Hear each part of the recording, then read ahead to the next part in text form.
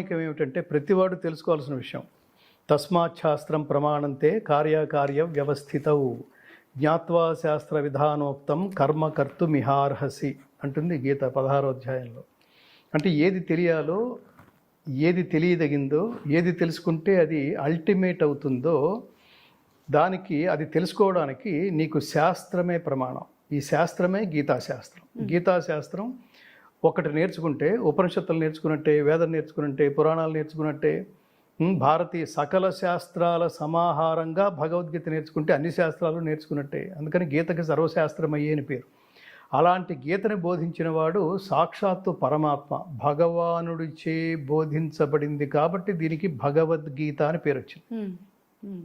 నాకు అదొక సంశయం. ఎందుకంటే కృష్ణ గీతానో లేకపోతే ఇంకేదైనా గోవింద గీతానో అనలేదు, భగవద్గీత అని ఎందుకన్నారంటే బోధించిన వాడు